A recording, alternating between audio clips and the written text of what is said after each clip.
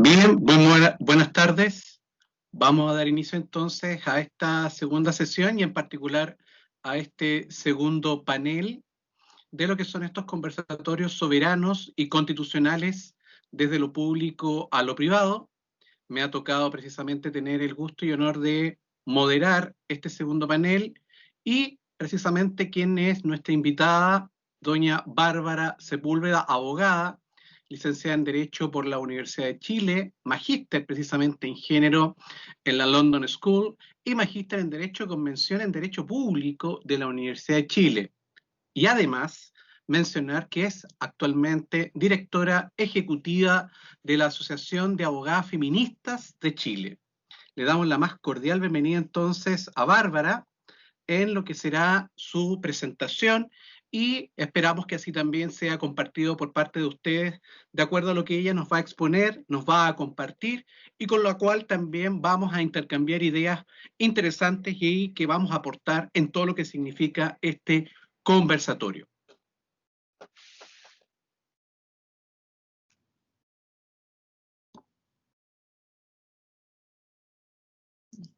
Muchísimas gracias por la invitación a este seminario, a reflexionar en torno a todos los debates que hoy día nos combinan a pensar y repensar el rol, no solo en este caso de los derechos fundamentales en la próxima Constitución, sino que de todos los aspectos que desde ya generan tanto interés por parte de la ciudadanía y no solo por parte del mundo académico. En particular, me voy a referir brevemente a algunos aspectos que se han considerado en torno a la discusión sobre cuáles serían las posibles modificaciones o cuáles podrían ser las nuevas formulaciones de las acciones protectoras de derechos fundamentales en la próxima Constitución. Hay varios asuntos que están en torno al debate sobre las acciones protectoras de derechos fundamentales. Primero, por supuesto, el problema de la determinación del rol de los derechos fundamentales en la próxima Constitución, su efectiva constitucionalización, precisamente porque aún se discute para algunos la necesidad de que estos derechos queden en el texto constitucional. También, por otro lado, si estas acciones deben unificarse o debe mantenerse un esquema de acciones difusos que protejan distintos derechos fundamentales. Creo que además este asunto nos combina a pensar necesariamente sobre el rol del Estado en esta materia. Me refiero al rol del Estado en materia de derechos fundamentales, su protección y su garantía. Dependiendo de las preferencias, por supuesto, en torno a este carácter del Estado también es el énfasis que se le dará, por ejemplo, a los derechos individuales o a los derechos sociales. Y precisamente en ambos casos existirán desafíos claramente distintos y que espero de algún modo podamos conversar. Sin embargo, me voy a limitar a plantear algunos de los debates que hoy día se están dando y cuáles serían las principales discusiones a las que tendríamos que poner atención en torno a esto. Lo primero que habría que señalar es que tan importantes como los derechos mismos en una Constitución son sus garantías. Podemos tener derechos, podemos tener un hermoso listado de derechos, amplio, contundente, pero si no tenemos herramientas para garantizarlos o hacerlos exigibles, entonces no nos van a servir más que como una guía de ruta, como un ideal a alcanzar, pero no tendrán realmente una efectividad que pueda otorgarle a la ciudadanía una garantía específica de convivencia en un estado determinado, especialmente cuando hablamos de ciertos derechos como la igualdad o la libertad. Estas garantías tienen que ser, en mi opinión, tanto judiciales como legales y constitucionales. Dentro de estas garantías que pueden hacer los derechos exigibles, por supuesto, se encuentran las acciones protectoras de derechos fundamentales. Me parece que cualquier tratamiento de las acciones protectoras de derechos fundamentales podría haberse beneficiado hoy por los principios sobre derechos humanos, tales como el de responsabilidad, no regresión, tutela efectiva, irrenunciabilidad, indivisibilidad, universalidad y pro persona. Y además, en materia de su tramitación específica, los principios de buena fe, probidad, bilateralidad de la audiencia, gratuidad, celeridad, preclusión, iura novit curia e ininvocabilidad. Hablar sobre las acciones protectoras de derechos fundamentales, yo les mencionaba, nos trae otros debates que están constantemente girando en torno a la centralidad de la protección de los derechos. No podemos dejar de lado, cuando hablamos especialmente de mecanismos jurisdiccionales para la protección y garantía de los derechos, el problema del acceso a la justicia.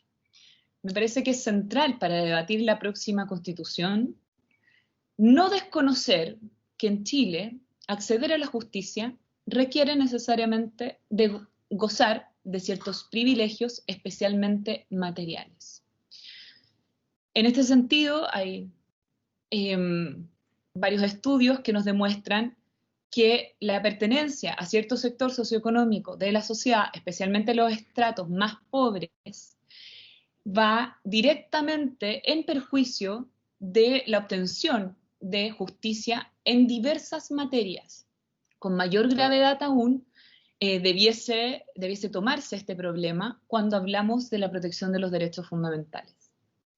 Si pensamos que el acceso a la justicia es uno de los debates centrales al hablar de acciones protectoras de derechos, entonces esto nos invita a reflexionar cómo garantizar y democratizar el acceso a la justicia, revisando, por supuesto, el sistema de acciones constitucionales, estableciendo procedimientos más simples, más comprensibles para la generalidad de la ciudadanía y que esto nos obligue, por ejemplo, en el caso de los estratos socioeconómicos más pobres, a tener que acceder a una asistencia letrada que muchas veces es de deficiente calidad, como la que lamentablemente hoy día se presta en la mayoría de las corporaciones de asistencia judicial. Si consideramos que además hay que tener una especial atención por la gravedad de los casos de vulneraciones de derechos fundamentales cuando se cometen por el Estado, entonces otro asunto que hay que discutir una vez que repensemos la institucionalidad del Estado es cómo debiese consagrarse la institución de la Defensoría del Pueblo. Cuestión que está completamente relacionada con esta discusión, pero que además está totalmente vigente a la luz de las diversas violaciones de derechos humanos cometidas por el Estado de Chile durante el último año. Para pensar la instancia que debe conocer de estas acciones protectoras de derechos fundamentales, una postura que busca democratizar el acceso a la justicia es la de la profesora Miriam Enríquez. Ella señala que se debiera establecer una única acción constitucional que proteja todos los derechos constitucionales sin exclusión. A esta acción ella le denomina amparo de derechos constitucionales. Esta sería una acción de naturaleza cautelar, con un procedimiento breve y sumario, con competencia de los tribunales ordinarios del Poder Judicial y cuya apelación sea conocida por las Cortes de Apelaciones. Ella excluye del conocimiento de las acciones protectoras de derechos fundamentales a tanto el Tribunal Constitucional como la Corte Suprema, en este caso. Me parece que respecto de esta propuesta tan interesante sobre erradicar las acciones protectoras de derechos fundamentales en los tribunales ordinarios, hay que considerar ciertos pros y contras, ya que si bien mejora el acceso para personas que viven en pueblos y ciudades alejadas de las sedes de cortes de apelaciones, es decir, de lugares y comunas donde no haya asiento de una corte, beneficiaría en este caso el acceso, por supuesto, a estas personas, ya que en todas las comunas, por supuesto, especialmente en esos pueblos alejados de las capitales regionales, se podría mejorar el acceso a la justicia urgente y cautelar que implica una acción protectora de derechos fundamentales. pero al mismo tiempo le deja el conocimiento a tribunales que en esos mismos casos, es decir, en estos pueblos y ciudades y comunas alejadas de los centros neurálgicos, aún le deja a estos tribunales ordinarios el conocimiento cuando estos mismos tribunales están altamente congestionados, dado que son tribunales que conocen de todas las materias, tanto civiles, familiares, laborales. Y por lo tanto, hay que considerar esto, cómo podría operar la urgencia de una acción de naturaleza cautelar en el caso del congestionamiento también de los tribunales ordinarios de justicia. Tenemos también la experiencia que hay que observar respecto a la aplicación práctica de la ley antidiscriminación o la ley Zamudio, cuyas críticas también apuntan a este aspecto de su tramitación, en particular la falta de celeridad, la falta de preparación de jueces y juezas en materias discriminatorias o materias propias de discriminación en torno a derechos fundamentales de las personas, y también, en otro sentido procesal, cómo esta sanción asociada recae solo en una multa y tiene cero carácter reparatorio. En caso de que no prosperara la idea de una acción única, como propone la profesora Enríquez, una forma de simplificar el acceso podría darse si al conocer de la admisibilidad de un asunto, el tribunal advierta que no se trata propiamente de un recurso de amparo o de habeas corpus o un recurso de protección o de una tutela de derechos fundamentales o viceversa, el tribunal pueda declararlo así y proseguir con la tramitación conforme a cada procedimiento. Esta misma conversión debiese operar cuando el asunto se presente como recurso de protección y es una acción de tutela de derechos fundamentales, etc. Para la adecuación, entonces, de las acciones para cada respectivo requisito, el tribunal podría, si lo estima necesario, concederle al interesado un plazo breve para que adecue la acción a los requisitos propios. Me parece relevante en este punto que volver a señalar que el problema del acceso a la justicia también está relacionado con la asistencia letrada. Por lo tanto, mientras más sencillo sea presentar una acción protectora de derechos fundamentales, es decir, que menos requisitos formales puedan detener la admisibilidad de una acción de este tipo, mejor será el resultado para democratizar su utilización como herramienta protectora para la ciudadanía en general.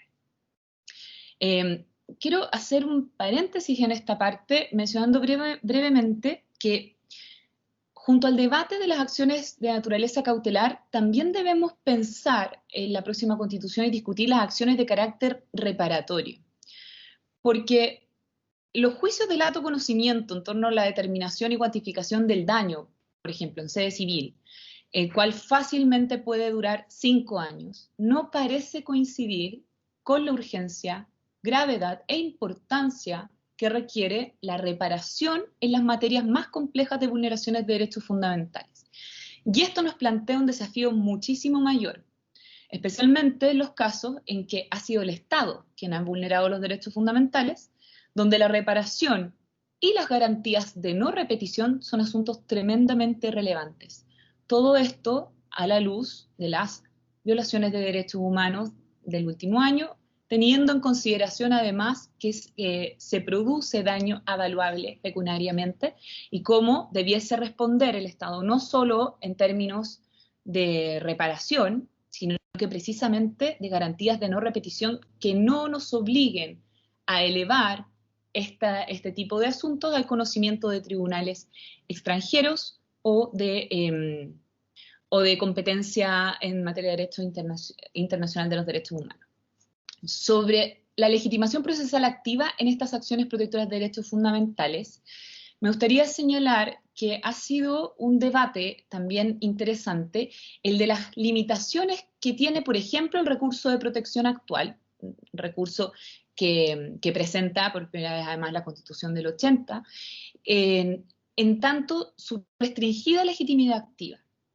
Y aquí se ha propuesto, y me parece que hay que conversar en torno a la posibilidad de ampliar la legitimidad activa, además de a la persona afectada, a las organizaciones sin fines de lucro, entre cuyas finalidades se incluye la defensa de los derechos que se pretenden tutelar con la acción, las asociaciones no gubernamentales destinadas a los fines específicos por cuya protección se accione, entre otras que podríamos evaluar.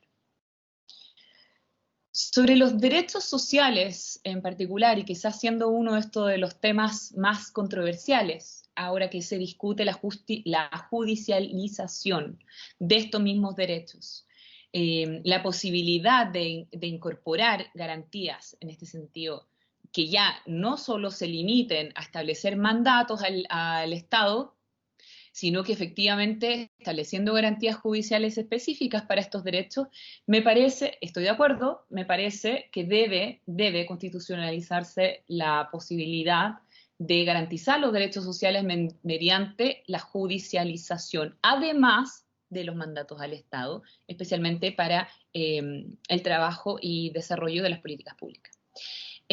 Sobre esto, me parece también relevante vincularlo al problema del acceso a la justicia, nuevamente, porque el Estado no puede obviar las situaciones de discriminación y desventaja material de las personas. Y de acuerdo a ello, se hace necesario un control judicial constitucional que repare las posibles violaciones de derechos sociales, teniendo además en consideración el contexto chileno y la tremenda desigualdad social. En materia medioambiental, estoy de acuerdo con la discusión que ha planteado que las acciones por daños ambientales debiesen ser imprescriptibles, que se debe establecer, por supuesto, para el derecho a vivir en un ambiente sano, cuya legitimación activa sea individual y también colectiva. Y por último, quisiera referirme a las acciones protectoras de derechos fundamentales en los estados de excepción constitucional, nuevamente dado el contexto en que se produce este proceso constituyente, y un aspecto a relevar, dado que el país además se encuentra hace un año en estado de excepción constitucional, emergencia y catástrofe, es cómo debe operar el proceso de amparo de derechos fundamentales, el cual no debiera suspenderse durante los estados de excepción. Las preguntas que nos plantean los estados de excepción sobre estas acciones se producen cuando se interponen respecto de derechos cuyo ejercicio se encuentra restringido o suspendido temporalmente a propósito del estado de excepción constitucional específico, donde el órgano jurisdiccional, me parece, debe de igual forma conocer de las vulneraciones en el contenido esencial de los derechos fundamentales por los cuales se accione. Esto que no comparto aquellas posturas que hoy día plantean que en este caso de que se trate de estos derechos, que se accione por estos derechos en particular, restringidos o suspendidos, entonces debiese realizarse un examen de admisibilidad diferente por las Cortes o por el Tribunal, dependiendo de la sede que finalmente decidamos debe conocer de estas acciones plurales o una sola acción de amparo de derechos constitucionales. Muchas gracias. Muchas gracias, estimada Bárbara, por esta exposición a la cual tú nos has precisamente elaborado y realizado. Y en ese ámbito de cosas, primero, invitar a cada uno de los partícipes que están en este conversatorio a realizar y plantear sus inquietudes y preguntas precisamente a nuestra exponente, ya sea levantando la mano, ya sea a través de un mensaje de chat, para que precisamente podamos aprovechar una instancia tan importante como implica tener un exponente de esta calidad.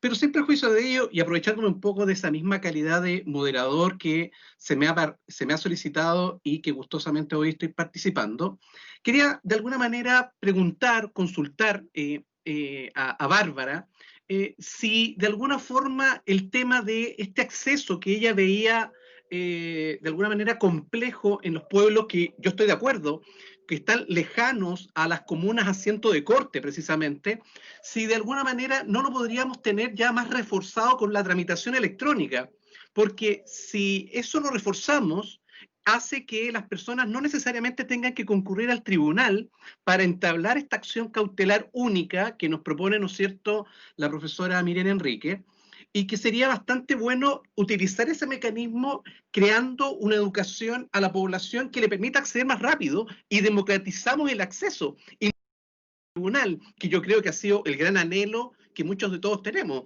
No sé qué opina usted, Bárbara, al respecto. Muchas gracias, Juan Antonio. Yo solía coincidir con esa postura En particular, debo decir que yo fui quizás de las personas más contentas con la tramitación electrónica. Creo que a muchas personas nos solucionó bastante.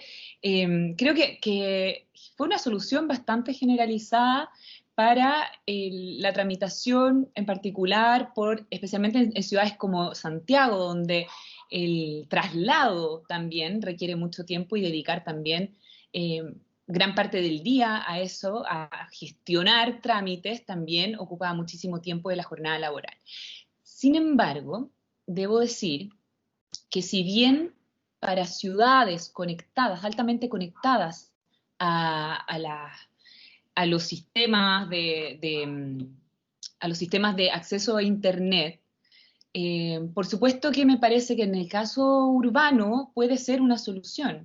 Sin embargo, no podemos obviar que gran parte de la población rural en Chile no tiene acceso a un Internet de calidad, que no tiene acceso ni siquiera a señal telefónica de buena calidad. Por lo tanto, incluso la tramitación mediante los teléfonos personales se ha visto, se podría ver obstaculizada. Creo que hay un sesgo también ahí generacional que quizás podría traernos problemas respecto de el acceso, especialmente cuando hablamos de tramitación, si estamos hablando de facilitar además la tramitación para una acción que debiese interponer cualquier persona. Hay un segmento de la población que no ha tenido educación en esta materia para utilizar las redes, para utilizar las herramientas de Internet y de conectividad. Entonces yo, si bien en un momento pensé que era una buena solución,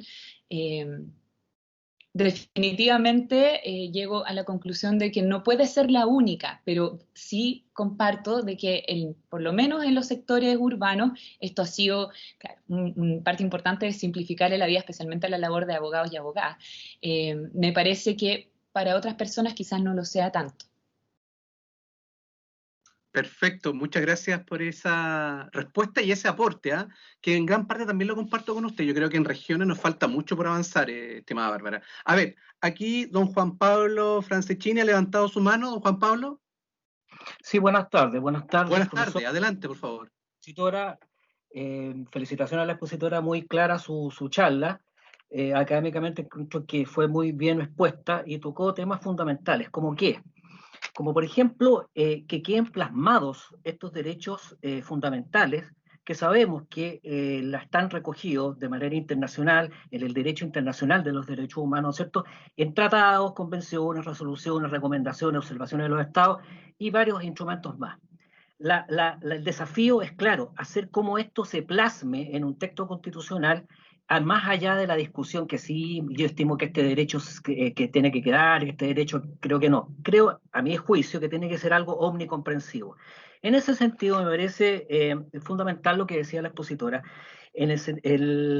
respecto de doña Miriam Enrique, respecto a las acciones protectoras de los derechos fundamentales, bajo una única acción constitucional que se llamaría Amparo de los Derechos Constitucionales. Esa idea me parece central a mí y que habría naturalmente que trabajarla para que justamente los derechos fundamentales, ¿no es cierto?, que están recogidos en las normas internacionales queden, porque claro, como son tan profusos, hay una gran cantidad de legislaciones dispersas de estos derechos, es muy difícil recogerlos uno por uno todos estos y darle su sentido, coherencia o su sentido y alcance. Eso como primera cosa.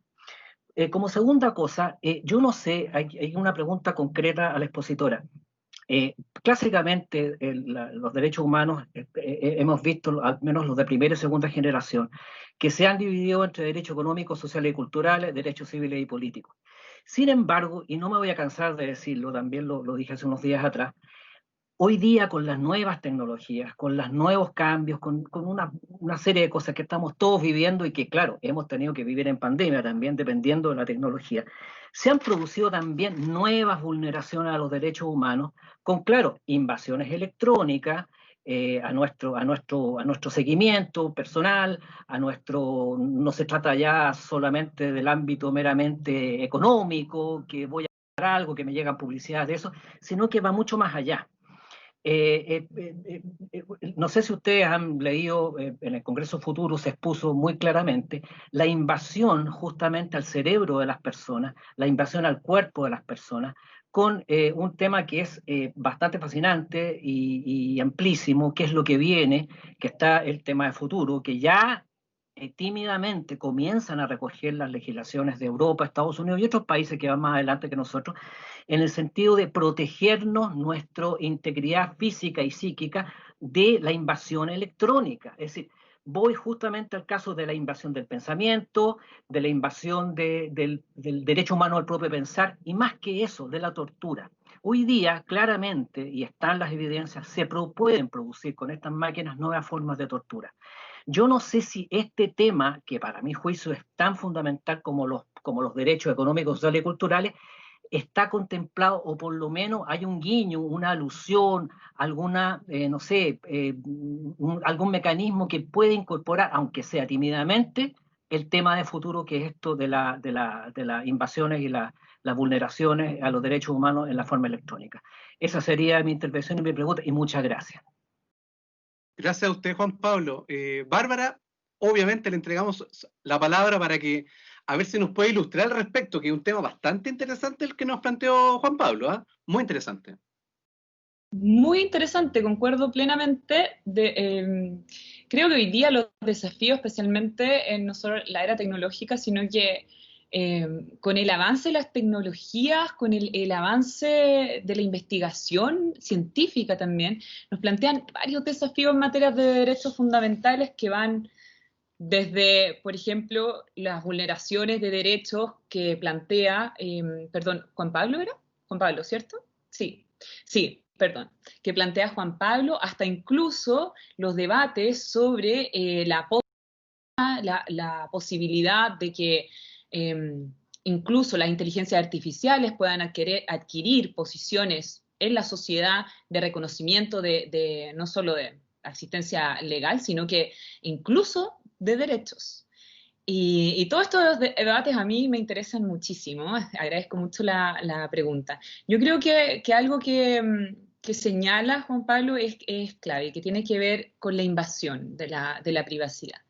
Y que si bien los ejemplos que da, uno podría imaginarse perfectamente la multiplicidad de publicidad en torno a incentivar el consumo que recibimos en las interacciones de nuestras redes sociales. Como sabemos que las interacciones que tenemos en las redes sociales se leen, se transforman en algoritmos, que nos específica, dependiendo de cada uno de nuestros perfiles, de nuestros intereses, si dijimos algo, que se escuchan nuestros mensajes de audio de los celulares, y bueno, tantas cosas que nos sorprenden, nos impactan y que en algunos casos vemos que son casi imposibles de frenar. Y creo que eso es un gran debate para repensar también el ámbito de la protección de la vida privada y también, creo yo, el ámbito de la protección de la violencia. Porque no podemos dejar de observar, especialmente cuando estamos hablando de las intromisiones en las redes sociales, en nuestros teléfonos, computadores, etcétera, de que no estamos hablando de los simples hackeos de los años 90. Hoy día, porque además, lamentablemente, la ley que regula esas materias en Chile y que sanciona además los delitos informáticos es de los 90. O sea, y ahí tenemos un problema, creo yo. Pero hoy día también hay que repensarse el ámbito de la protección a una vida libre de violencia. Cuando, por ejemplo, se utilizan las redes sociales para hostigar a las personas, para amenazarlas, para amedrentarlas, para acosarlas. Yo en particular, por el rubro que represento y que está en mi presentación respecto de la Asociación de Abogadas Feministas, debo decir que lamentablemente las personas que consultan, las mujeres, muy jóvenes además la mayoría, que consultan por acoso por redes sociales, por correo electrónico, etc. Es ese espacio el que parece en el cual nunca nos podemos proteger. No hay nada que nos sirva para proteger no solo nuestra vida privada, sino que nuestra integridad psicológica también. Obviamente muchas cosas se quedarán en amenaza y muy pocas personas llegarán a realizarlas, pero debiese preocuparnos también la salud mental de quienes accedemos a este flujo de información constante en estas cantidades, especialmente cuando hablamos de la protección de nuestros derechos fundamentales. Así que yo agradezco la pregunta, estoy completamente de acuerdo con que ese es un gran desafío. Creo que la legislación en esta materia además debe actualizarse, no solo en términos de sancionatorios penales, sino que las leyes que hoy día regulan también todo lo relacionado al ámbito informático, la protección de los derechos asociados a la vida con tecnologías, eso ya hoy día es prácticamente imposible de escindir. A la vez que también pensamos cómo protegemos esta integridad física y psíquica de las personas, especialmente ante esta violencia, muchas veces nada más que verbal, pero sigue siendo violencia. Perfecto, gracias Bárbara. Hay una pregunta acá, mira, nos van a cambiar de camino que estábamos recorriendo, pero interesante de parte del profesor Rafael Pastor. A propósito, yo creo, de la propuesta que usted mencionaba, Bárbara, acerca de lo que la profesora Miriam Enrique, ¿no es cierto?, nos plantea de esta acción única. Y el profesor Pastor nos dice acá en el chat, ¿mantendría el recurso de amparo económico? La escuchamos, estimada Bárbara. ¿Qué nos dice al respecto? Diría, depende. Yo haría una distinción previa, porque estaríamos hablando de una acción de amparo económico en los mismos términos en que está planteada hoy día. Yo no sé si Rafael tiene alguna postura en torno también a todo el debate jurisprudencial y que ha ido de ida y regreso sobre si se protegen ambos incisos del 21 o se protege solo el inciso segundo, es decir, la intervención del Estado, o se trata más bien de un amparo económico más amplio que protege la iniciativa privada y por lo tanto las vulneraciones de particulares. Yo creo que habría que tomar una definición en torno a eso primero y que está muy relacionada respecto del rol del Estado, nuevamente, que son todas estas cosas que yo decía al principio, cuando hablamos de este asunto, no podemos evitar tocar todos estos otros. Claramente que el momento en que nos definimos las acciones protectoras de derechos fundamentales nos obliga a pensar en cuáles son los derechos fundamentales. Entonces, creemos que aún que ante un eventual cambio del rol del Estado es necesario proteger en este sentido, como está en la Constitución del 80, la iniciativa económica privada respecto de la iniciativa del Estado, será procedente, por ejemplo, en un Estado social y democrático de derecho, restringir de tal forma al Estado, no solo teniendo una acción, ¿cierto?, para los particulares, sino que incluso determinando que el rol del Estado debiese estar restringido por una ley de quórum calificado.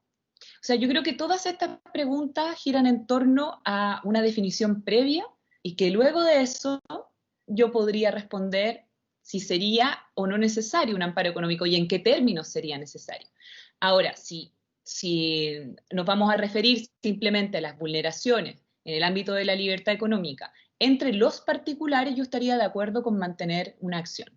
Me parece que lo segundo va a quedar supeditado a otro debate y que tiene que ver con eso, con el rol del Estado, el carácter o no de subsidiario, cuál es el rol del Estado en la economía y otras determinaciones que van aparejadas a eso.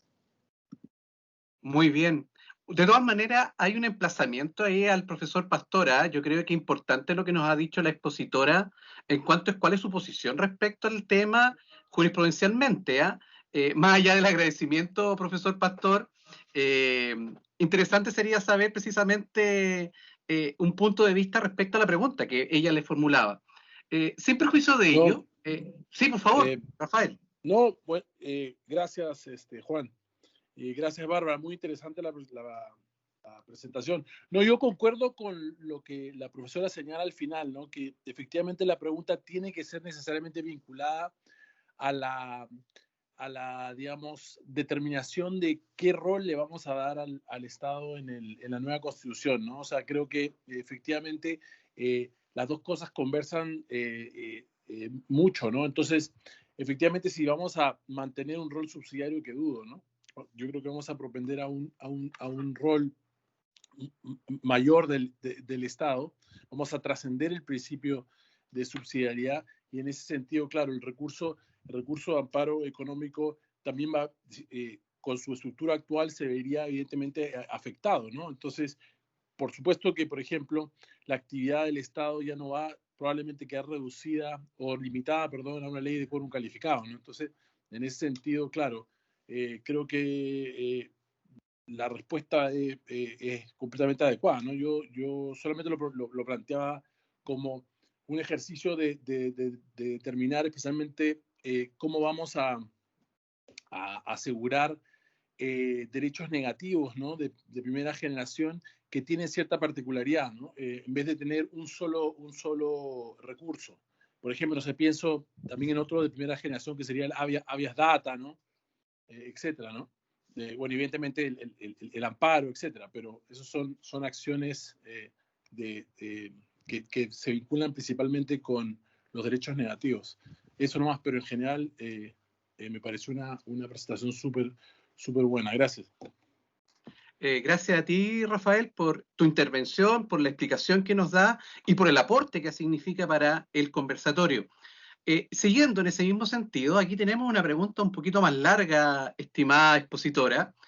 No sé si ya la leyó, pero la voy a leer así en voz alta de todas maneras. Dice, considerando que nuestra Constitución actual consagra, por ejemplo, el derecho a vivir en un medio ambiente libre de contaminación, ¿cómo plantean, dicen aquí genéricamente los expositores, para que independiente de cómo quede redactado el derecho y los mecanismos que se establezcan para garantizar el ejercicio de la acción tutelar de estos derechos, no quede esta redacción en letra muerta y podamos, como sociedad civil, fiscalizar que efectivamente se garantizan los derechos que la nueva Constitución consagre?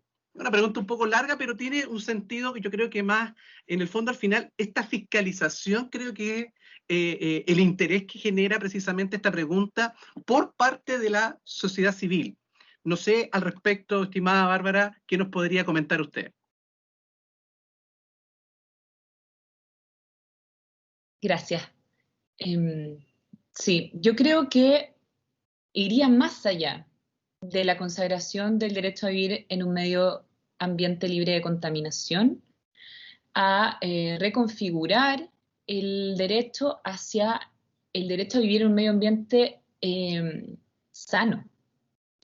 Creo que tiene que estar necesariamente vinculado con la salud de la población, con la integridad física y psicológica también.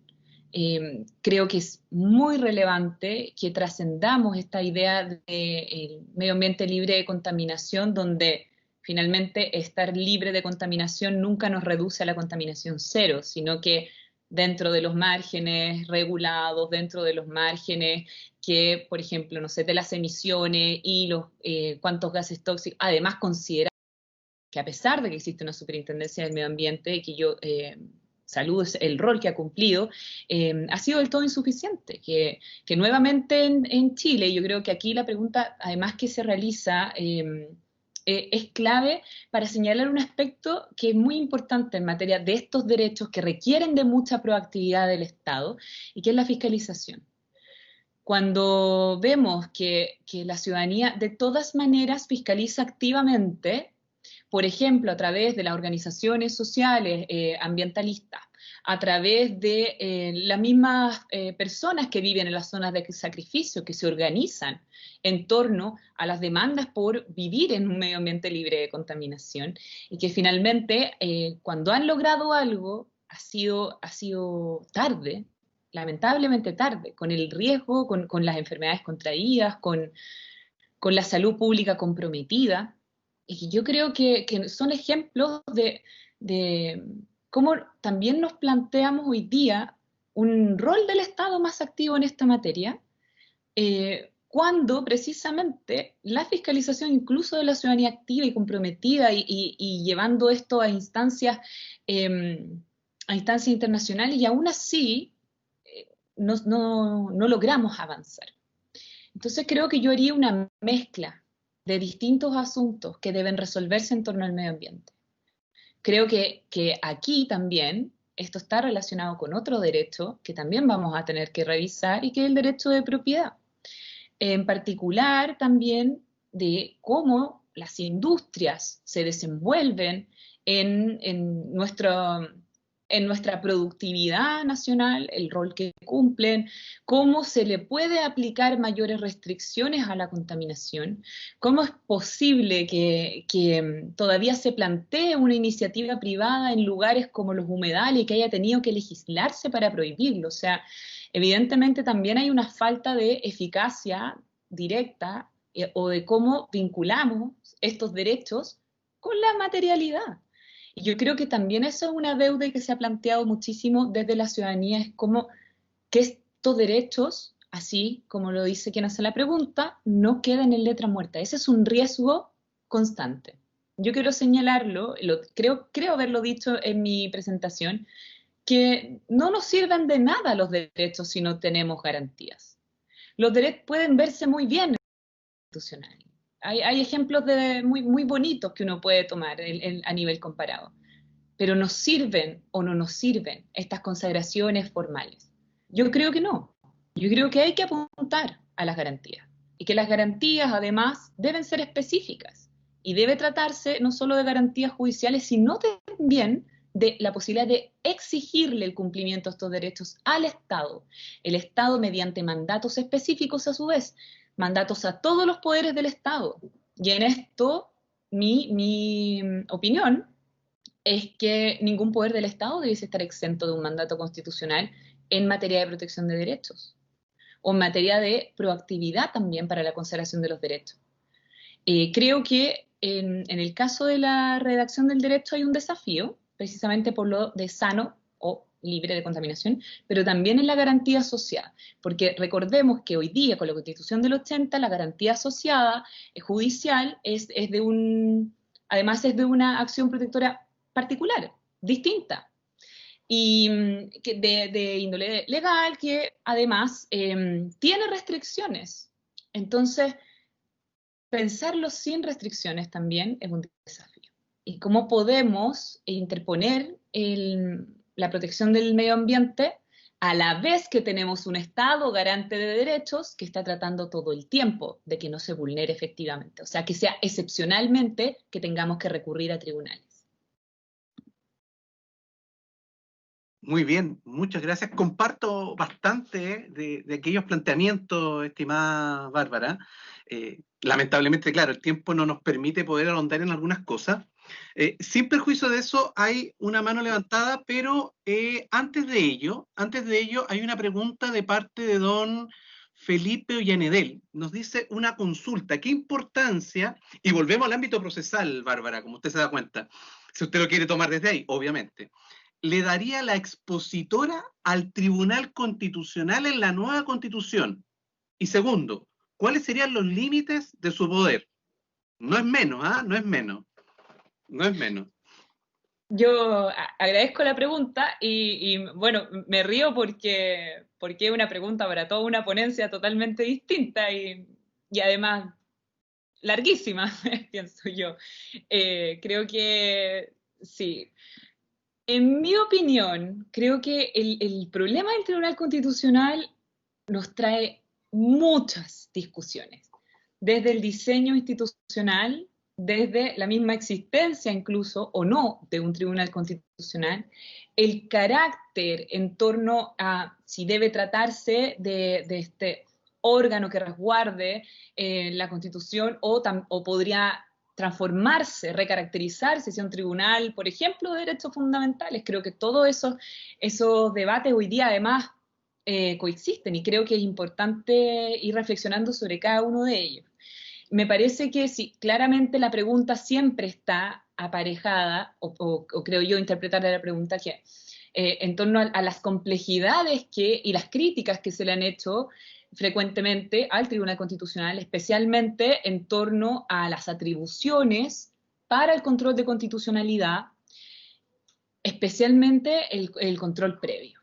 El control previo, el control preventivo, No así tanto el control represivo, que además hay que señalar es lo que más hace el Tribunal Constitucional hoy día. O sea, básicamente lo único que realiza, muy excepcionalmente realiza control previo y preventivo, sino más bien está dedicado a conocer de inaplicabilidades en casi todo su tiempo. Entonces, creo que hay cosas ahí también las cuales reparar.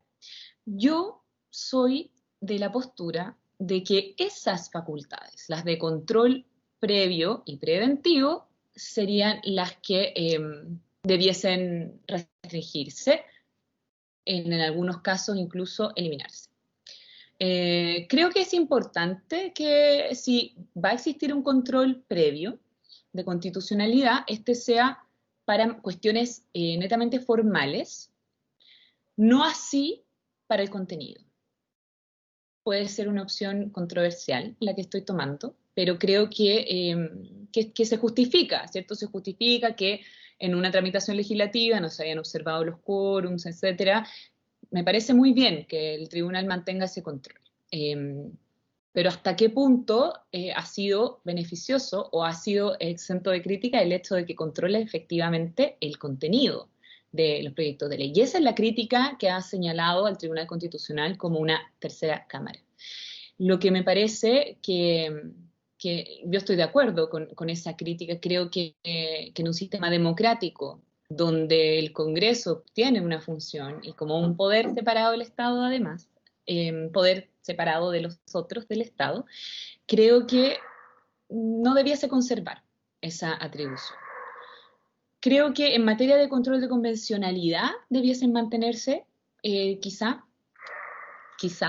aún no tengo una opinión muy formada al respecto, pero yo me inclinaría por mantener entonces el control previo solamente de cuestiones formales y el control de convencionalidad, pero el resto del control preventivo lo eliminaría. Dejaría así el control represivo en tanto no decidamos que dentro de las acciones protectoras de derechos fundamentales también vamos a estar considerando la inaplicabilidad y por lo tanto el desafío era si, ¿cierto?, lo transformábamos todo en un amparo, un gran amparo de derechos fundamentales, o si ameritaría entonces mantener también la inaplicabilidad como una acción que pueda correr por cuerda separada.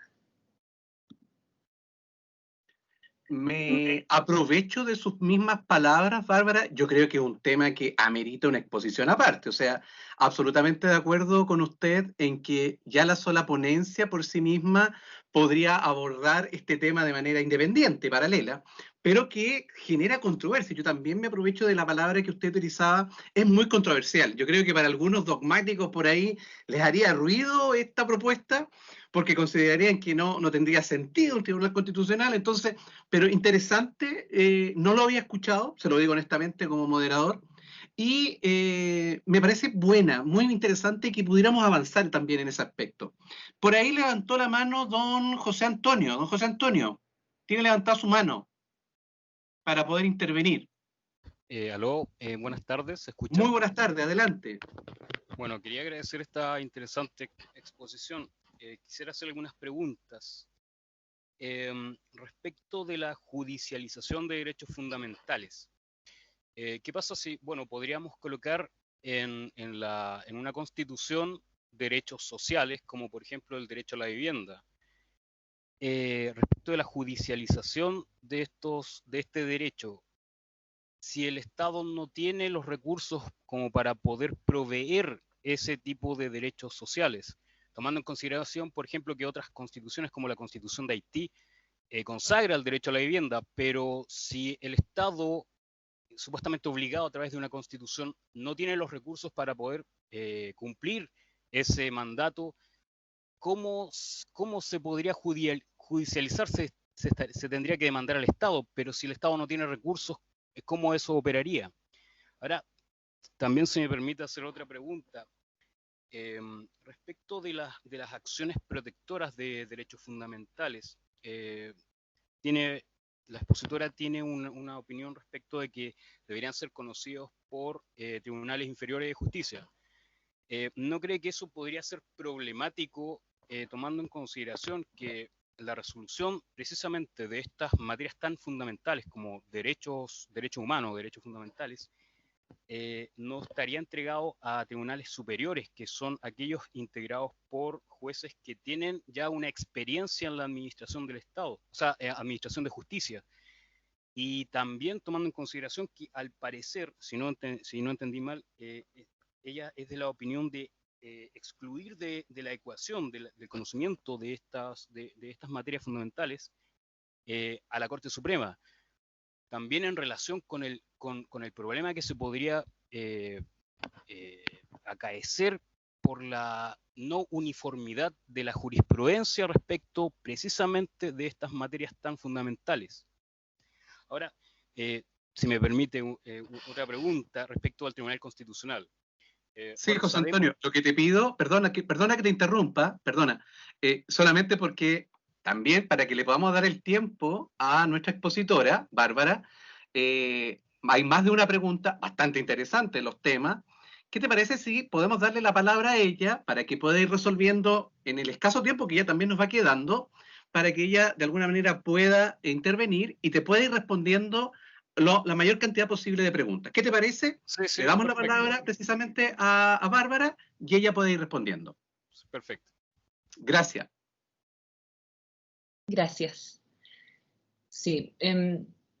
Respecto de las acciones en los tribunales ordinarios, yo creo que quien mejor podría responder esa pregunta precisamente sería la profesora Enríquez. Yo tengo algunas coincidencias con quien pregunta en torno especialmente al desarrollo jurisprudencial, en particular en torno a algunos derechos por parte de la Corte Suprema. Sin embargo, creo que hay que tener cuidado. ¿Por qué señalo esto? ¿Hasta qué punto el desarrollo jurisprudencial en materia de derechos fundamentales tiene que ver con un rol de interpretación progresiva de las Cortes? ¿Y hasta qué punto tiene que ver también con el rol que han jugado ciertos ministros y ministras en el desarrollo jurisprudencial en materia de derechos fundamentales? Lo digo particularmente porque hay un ejemplo que yo creo que aquí es clave y que es el que a mí me presenta además las mismas dudas que a quien pregunta, perdón, el nombre no lo retuve. José Antonio, Bárbara. José Antonio. Por ejemplo, en materia de el derecho a la salud, que sabemos no está protegido por el recurso de protección, excepto en la opción de optar por un sistema público-privado. Pero, por ejemplo, para la obtención de ciertos medicamentos en enfermedades catastróficas o enfermedades en las cuales la persona, al no tener dinero para acceder a ciertos medicamentos, no puede tener un tratamiento que podría costarle su vida. Y en esos casos, efectivamente, muchísimas personas en Chile se encuentran en esta situación. Como no se puede accionar, en este caso, por el derecho a la salud en ese sentido, se ha utilizado una interpretación entre el derecho a la vida y también el derecho a la integridad física y psíquica. Yo creo que este es uno de los grandes ejemplos actuales de cómo ha operado a favor de la interpretación extensiva de los derechos fundamentales la Corte Suprema en particular, una sala en particular, compuesta por ciertos ministros. Entonces, también creo que es un riesgo utilizar la jurisprudencia cuando bien sabemos que muchas veces puede obedecer también a ciertas preferencias en materia de interpretaciones restrictivas o extensivas de los derechos fundamentales. Yo no quisiera pensar que esto pueda transformarse finalmente en un argumento ad hominem. Esa no es mi intención y por lo tanto vuelvo quizá a plantearme las preguntas del principio. También podemos pensar que hay ciertas cortes de apelaciones que son más conservadoras que otras, más reticentes a declarar admisibles cierto tipo de recursos. Cualquiera que litigue en esta materia podrá dar cuenta de eso mejor que yo. Eso por un lado. Creo que cuando la profesora Enríquez, y aquí me estoy atribuyendo también una interpretación que espero que ella pueda aclarar en algún momento, creo que ella se refiere precisamente al problema del acceso a la justicia como un problema de democracia. Y en ese sentido, los tribunales ordinarios nos presentan una posibilidad, una solución, además, rápida y factible para el conocimiento de estas materias. Entiendo que la complejidad de los asuntos sometidos a su conocimiento requiere además de intensificar y mejorar la preparación de jueces y jueces, especialmente en el primer nivel jerárquico del Poder Judicial. Estoy de acuerdo y principalmente lo propuse cuando utilicé como ejemplo, que era como algo que tener en observación, es lo que ha pasado con la ley Zamudio, y que tiene que ver también con la falta de preparación en ciertas materias. Ahora, nuevamente, eso significa que debiésemos tener una consideración especial sobre el procedimiento o más bien sobre jueces, juezas, formación, ministros y ministras.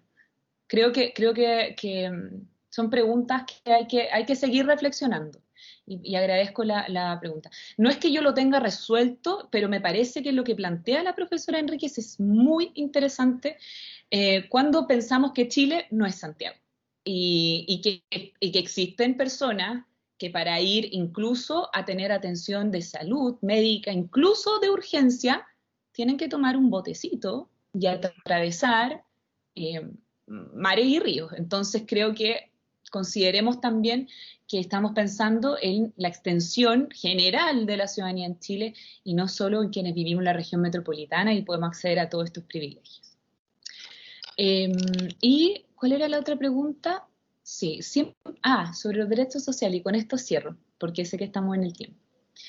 Entiendo que esa es una de las grandes críticas o preguntas que se le hace especialmente a las personas que, como yo, planteamos que los deben ser justiciables en la próxima Constitución. Debo decir que no conozco experiencias, quizás me pueda aquí ilustrar al respecto, pero experiencias comparadas en las cuales un Estado, por tener justiciabilidad de los derechos sociales, haya quebrado, haya estado en bancarrota, no haya podido finalmente hacer nada por esta materia. Creo que eso es más bien una elucubración, válida, por supuesto, en el sentido de que también hay una teoría que lo avala, que es la de los recursos son escasos, entonces la racionalidad también neoliberal que nos enmarca hoy día en Chile nos obliga a pensar mucho en eso. Y está bien, hay que pensar, pero también dentro de sus límites. Creo que precisamente pensar un Estado social y garante de derecho, Estado democrático, pero garante de derecho, evidentemente va a privilegiar que no se tenga que abusar de una herramienta jurisdiccional para lograr la protección o la eficaz exigibilidad de los derechos. O sea, evidentemente cuando yo pienso en una herramienta jurisdiccional, la pienso también como la última opción, la última ratio, porque estoy pensando en un Estado distinto. Ahora, en un Estado subsidiario como este, me imagino perfectamente que nos llenamos de acciones.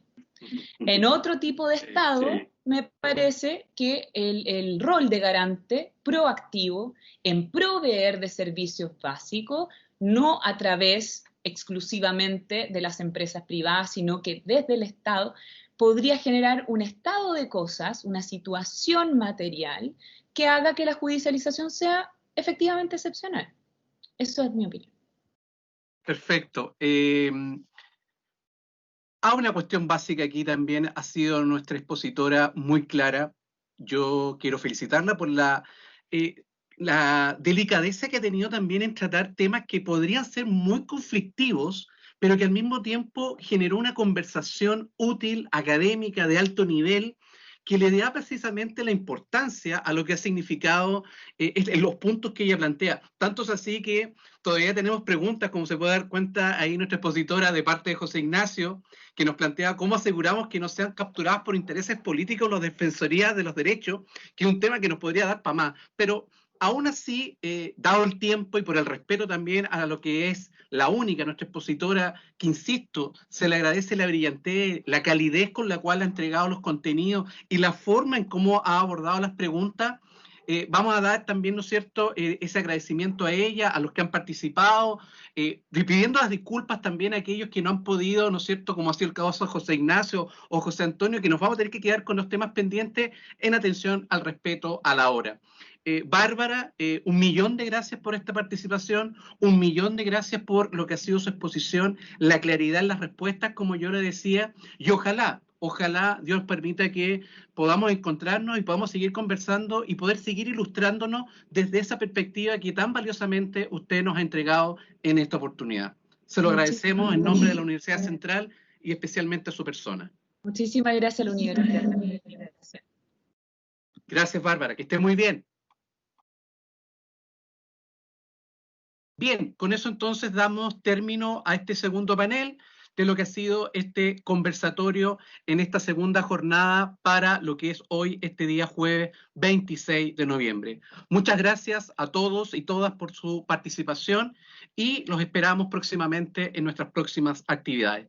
Un gusto, un abrazo a todos, que estén muy bien.